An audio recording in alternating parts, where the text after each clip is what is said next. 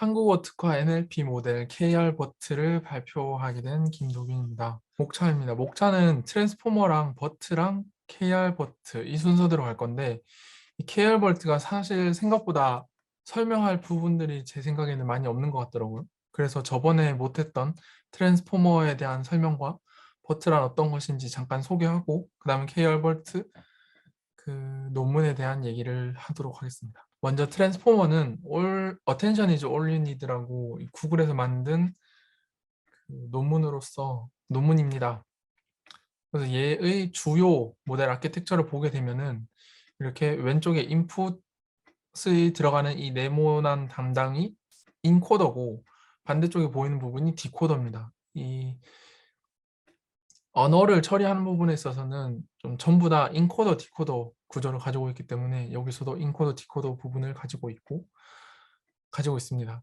그래서 저희가 첫 번째부터 좀 보게 되는 부분은 아랫부분에 있는 인풋부터 좀 설명을 드리겠습니다. 여기서 들어가는 일단 트랜스포머가 갑자기 나오게 된 이유가 그 전에 RNN하고 CNN으로 그 NLP를 좀 분석을 했었다면 그게 아니라 어텐션만으로만 하자. RNN, CNN의 부작용을 없애서 그래서 나온 게 셀프 어텐션이고 그게 적용된 게 트랜스포머입니다. 그래서 얘네들은 RNN과 CNN이 없고 오로지 어텐션만 있기 때문에 위치 정보가 없습니다. 그래서 우리는 임의적으로 위치 정보를 줘야 되고 그래서 인풋에 들어가는 부분은 보시다시피 인풋 임베딩과 포지션 임베딩이 합쳐진 인코딩 인풋으로 들어가게 됩니다. 방금 말씀드렸듯이 이 어텐션만으로 위치 정보가 없기 때문에 위치 정보는 그 NLP에서 매우 중요하기 때문에 저희가 따로 넣어줘야 됩니다. 그래서 포지셔널 인코딩에서 우리가 값을 줄 수 있는 게 뭐 여러 가지 방법이 있을 수도 있는데 논문에서는 사인과 코사인을 선택하는 방법을 하였고 이 방법이 제일 좋다고 말을 하였습니다. 그런데 여기서 저희가 사인, 코사인 말고 다른 걸 써면 안 되냐라고 물으면 주기 함수를 가진 거는 써도 된다고 합니다.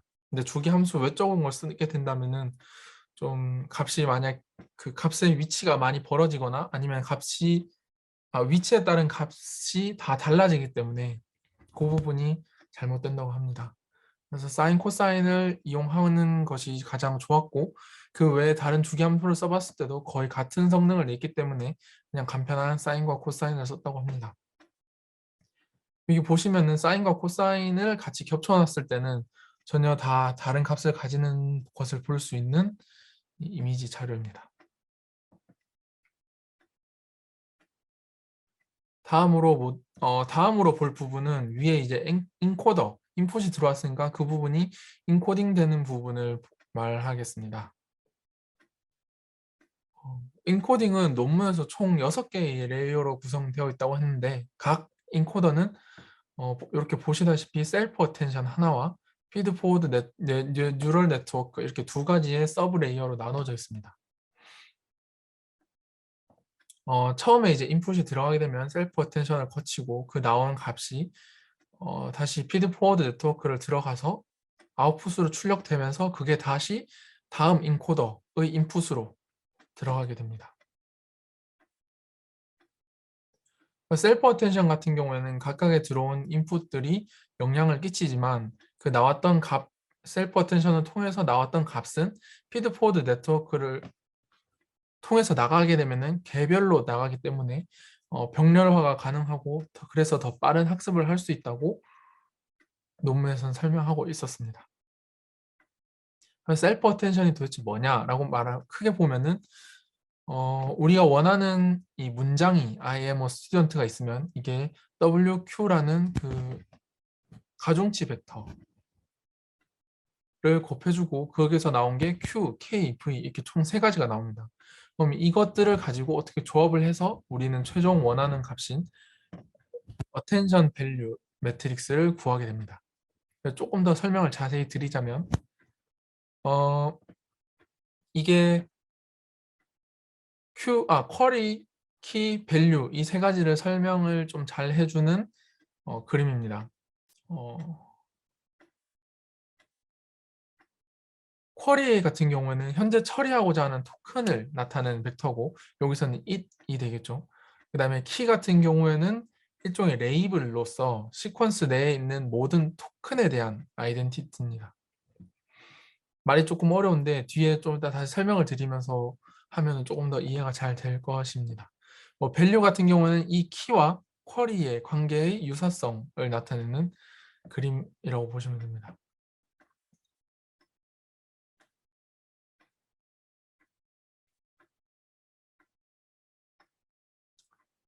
앞서 보셨듯이 여기서 I am a student가 있고 WQ라는 웨이트 벡터 이 부분들은 전부 다 우리가 그 훈련을 통해서 학습해야 되는 부분들입니다. 이 부분을 통해서 나온 QKV를 이용해서 Q와 K를 그러니까 쿼리와 키를 곱하면은 어떠한 이게 벡터가 나오겠죠.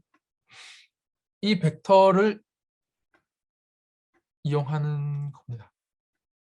그래서 이 벡터 나온 거를 다시 그 밸류 값을 곱해주면은 우리가 최종적으로 원하는 어텐션 밸류 매트릭스가 되는 겁니다. 조금 더 자세하게 보자면 Q랑 K, 쿼리랑 키를 곱하게 되면은 곱하게 돼서 나오는 값이 어텐션 스코어가 되고 이 스코어를 다시 소프트맥스를 하면은 이 분산들이 나오겠죠. 얼마나 우리가 집중을 해야 되는지 그 분산들에 대한 것과 이 밸류 값을 곱하면 우리가 실질적으로 얼마나 어텐션을 해야 되는지에 대한 값이 나오게 됩니다.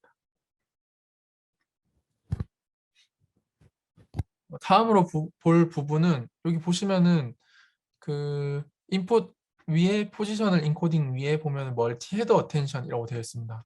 방금 이 엔코더 부분 안에서 멀티 헤드 어텐션이 들어가는데 이 부분이 그 셀프 어텐션인데 이게 멀티 헤드 여러 개를 병렬적으로 처리해서 나간다고 해서 멀티 헤드 어텐션입니다. 보시다시피 아까 QKV를 이용해서 우리가 원하는 그 어텐션 밸류 벡터 값을 뽑죠. 근데 이제 이거를 병렬적으로 처리하기 위해서 우리가 정해놓은 숫자만큼 구하게 됩니다.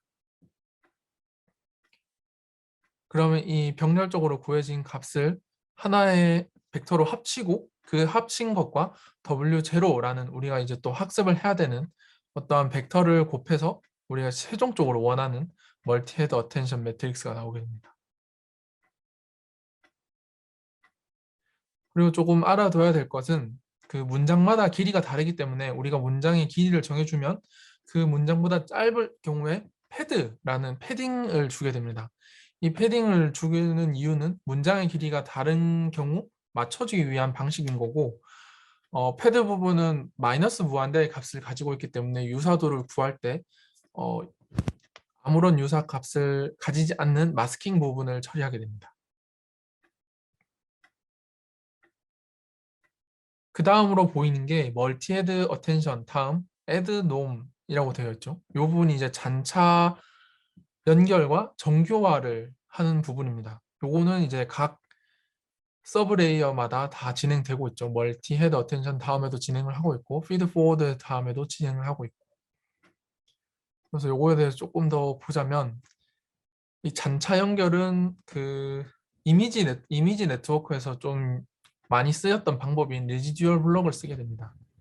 이 레지듀얼 블럭을 쓰게 되면은 앞에 있던 정보가 그 렐루를 통해서 나왔던 정보를 다시 같이 더해주면서 기존에 있던 정보를 좀 더 보강해서 잘 전달되면서 성능도 끌어내게 하는 방법입니다.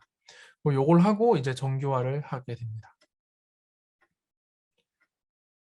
이제 다음은 이제 피드 포워드 네트워크인데 피드 포워드 네트워크 같은 경우에는 우리가 일반적으로 아는 그냥 밖으로 출력해주는 전달해주는 댄스로 전달해주는 부분입니다. 그래서 인코더로 아니다 멀티헤드 어텐션에 나온 부분을 피드 포워드 네트워크를 통해서 나오면은 그 값이 이제 다음 인코더로 넘어가는 부분이죠. 그래서 오른쪽 아래를 보시면은 x가 처음에 들어오면은 이게 w1 그 가중치 벡터와 곱해지고 그 다음에 바이어스를 하나 더해주고 그 다음에 렐루를 통과한 것을 가지고 또 w2 그러니까 가중치 벡터를 곱해주고 바이어스 편향을 다시 더해주게 됩니다. 이 w1 B1, W2, B2 같은 경우에는 인코더 같은 인코더 안에서는 같은 값을 사용하게 됩니다. 매번. 근데 이제 층마다는 좀 다른 값을 사용하게 됩니다. 그래서 이 부분도 학습되는 부분입니다. 마지막으로 이제 이렇게 나온 피드 포워드 네트워크를 겹치고 또 애드 놈을 거쳐서 나온 값이 오른쪽으로 넘어가서 있는 네모인 디코더 부분에 들어가게 됩니다. 이 디코더 부분은 좀 방금 이 인코더에서 나온 값들을 가지고 다시 셀프 어텐션을 하는 과정인데 이 부분은 조금 더 시각적으로 보여드리도록 하겠습니다.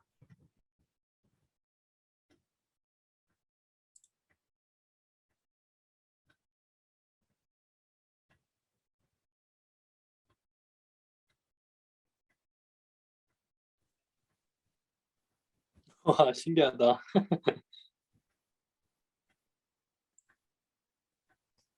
이런 식으로 우리가 엔코딩 했는 게 디코더에 들어가게 되고 디코더에서 나온 아웃풋이 다시 디코더의 인풋으로 들어가면서 앞에 엔코딩 했던 그 값들을 다시 참조해서 우리가 원하는 아웃풋을 계속 끌어내게 됩니다.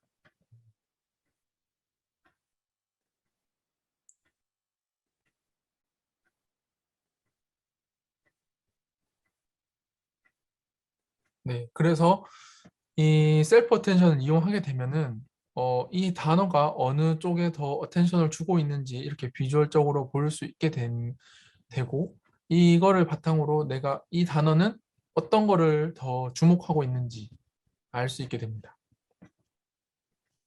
그리고 앞서 말했듯이 멀티 헤드 어텐션을 쓰는 이유가 다른 멀티 헤드 어텐션이 다 각각 다른 가중치를 가지고 있기 때문에 이 시각으로 봤을 때, 저 시각으로 봤을 때, 요 시각으로 봤을 때 다 다른 것을 주목을 할 수도 있기 때문에 여러 가지를 병렬적으로 처리하면은 정확하게 내가 어떤 걸 더 많이 집중을 하는지를 알게 된다는 것을 보여주는 게 이 장표입니다.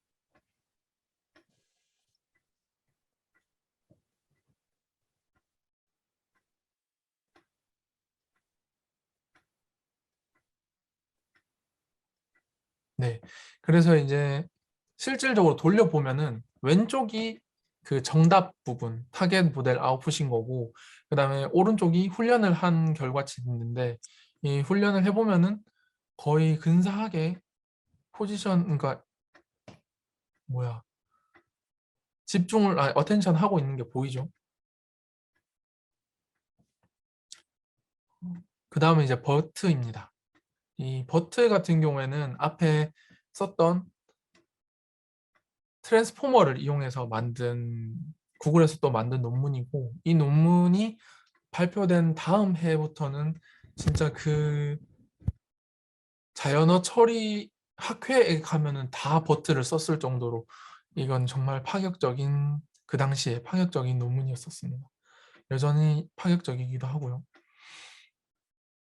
그래서 얘 같은 경우에는 보면은 사전 훈련 모델이라고 저는 좀 설명을 드리고 싶은데 딱히 무슨 모델적으로 뭔가 방법이 있다라기보다는 사전 훈련을 어떻게 시켰고 그래서 어떤 결과를 만들어냈고 우리가 이런 사전 훈련을 시킨 모델을 공개를 하겠다. 너희들은 파인 튜닝만 해서 써라 라는 느낌으로 공개를 한 거였었고 그래서 많은 사람들이 이걸 파인 튜닝 하거나 아니면 비슷하게 구현을 해서 사전 학습을 시킨 다음 이제 공개를 하는 것들이 많았었습니다. 그래서 버트 부분은 이 정도로만 하고 넘어가겠습니다. 그 다음으로 이제 오늘 저희가 원래 하기로 했었던 KR 버트라는 논문입니다. 이게 보니까 한국에서 만들었지만 보면은 서울대에서 만들었더라고요. 서울대 박사과정 하시는 분들이 만들었고 자연어학과, 서울대 자연어학과라고 있더라고요. 거기서 이제 만든 논문입니다. 보면은 한국어 처리가 많이 어렵다라는 것부터 시작을 하게 됩니다. 한국어 처리가 어려운 이유가 한국어는 이제 교차어라서 많이 어렵다고 합니다.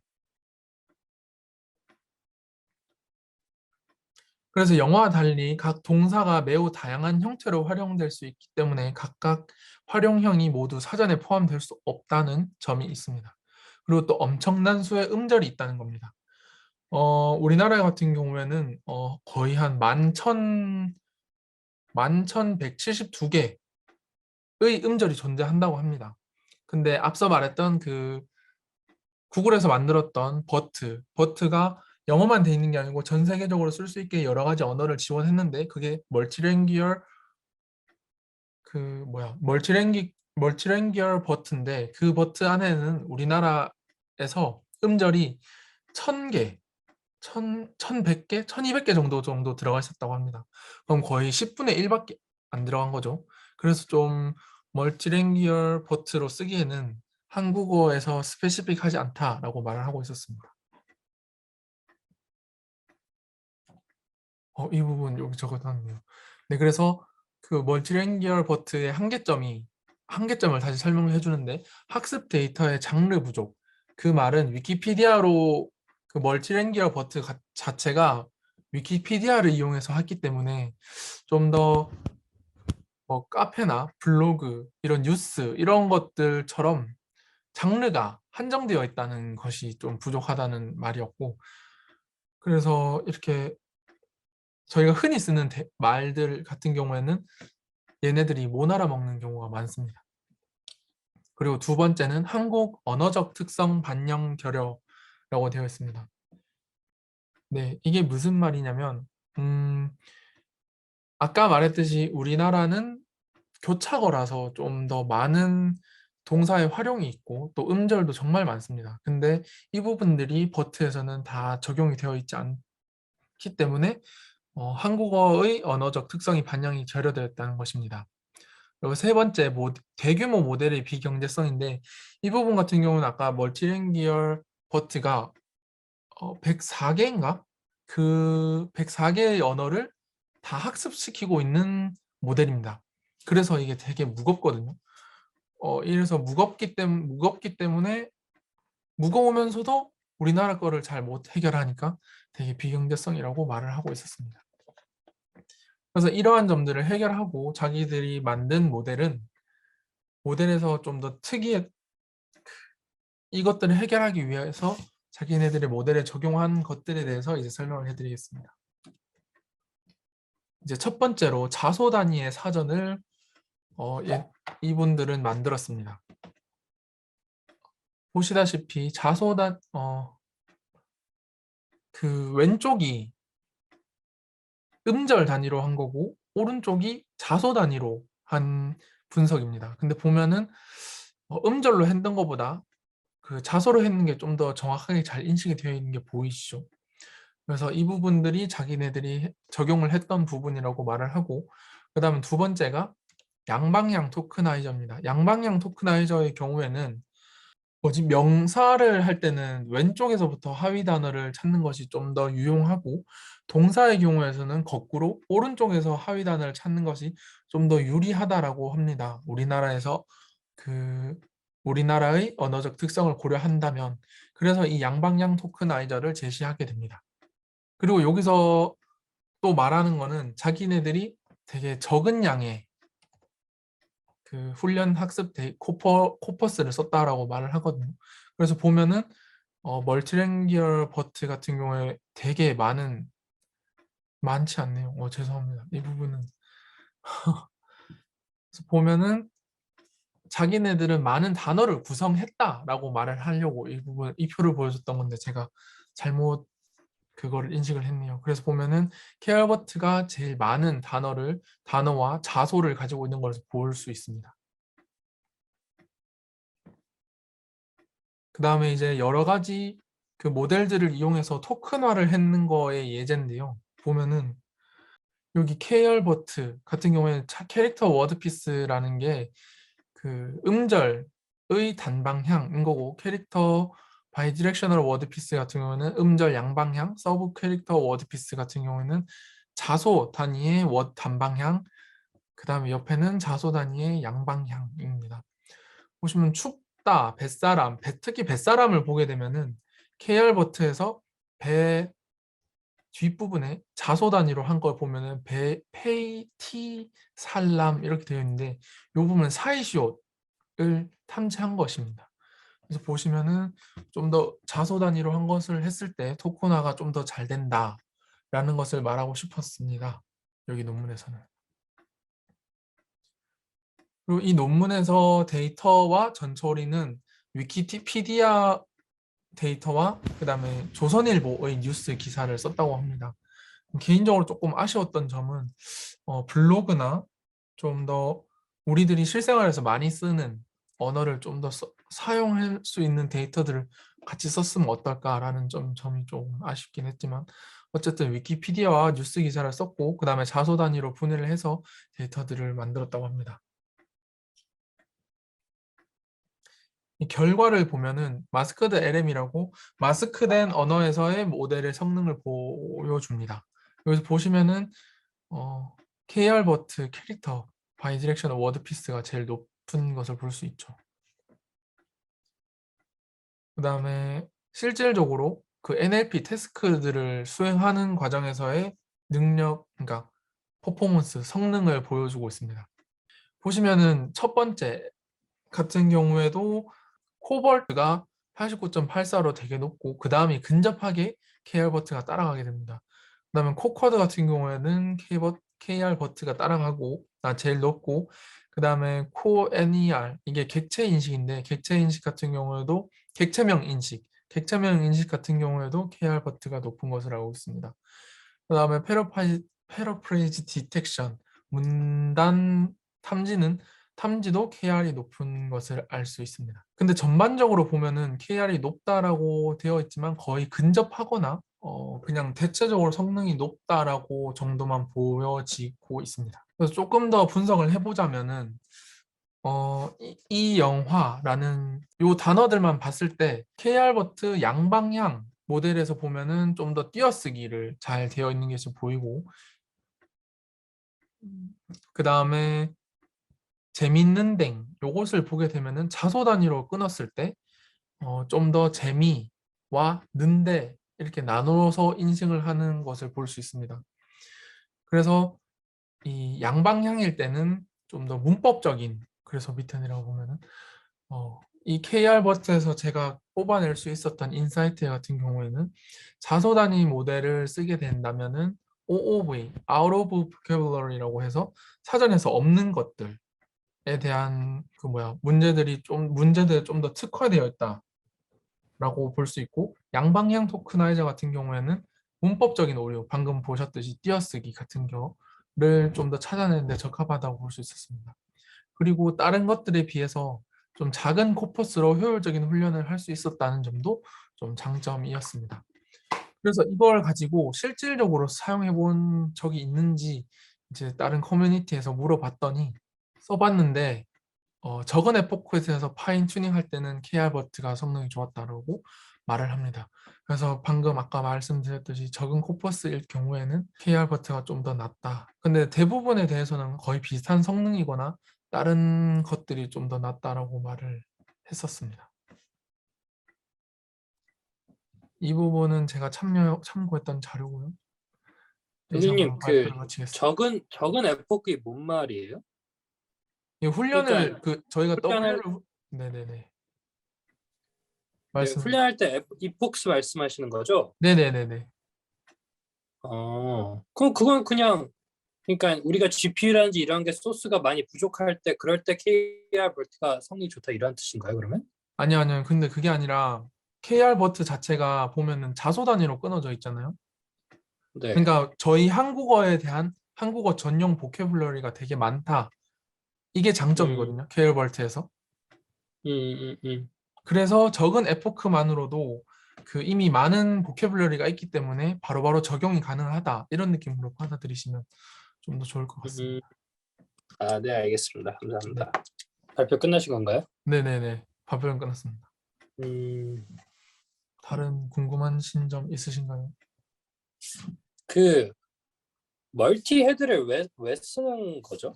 제가 잘 몰라가지고. 멀티헤드 같은 경우에는 쉽게 말하면은 저희 인공지능도 똑같은 데이터를 가지고 훈련을 시켰을 때 이 모델의 결과값이 다르고 저 모델의 결과값이 다르고 저 또 다른 모델의 결과값은 다 다르잖아요. 그죠?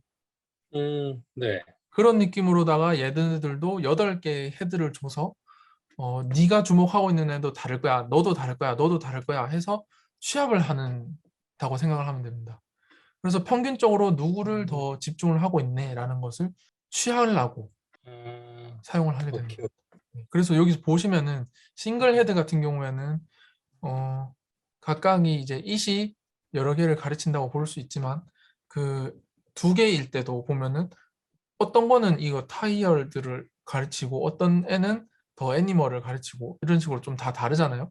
헤드마다 음, 어텐션 하고 있는 게 다르니까 이제 이것들을 종합해서 보면은 좀 더 나은 결과를 가질 수 있다라는 방법을 취하기 위해서 멀티헤드 어텐션을 썼다고 합니다.